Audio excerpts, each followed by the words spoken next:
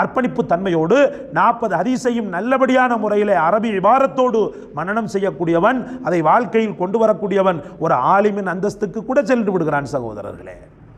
அந்த 40 ஹதீஸுகள் போற்றி பயிற்சிவிக்கப்படுகின்றன.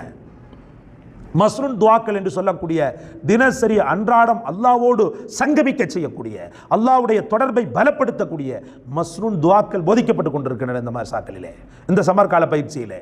இன்னும் எண்ணற்ற அல்ஹம்துலில்லாஹ் அல்லாஹ்வுடைய கல்விகள் போதனை செய்யப்பட்டு கொண்டிருக்கின்றன சகோதரர்களே. மக்தப் மதரசாக்கள் அல்லாஹ்வுடைய மிக பெரும் குர்ஆன் ஷரீஃபை, அவனுடைய வசனங்களை அழகான முறையில் குழந்தைகளுக்கு சொல்லிக் கொடுத்து கொண்டிருக்கிறது.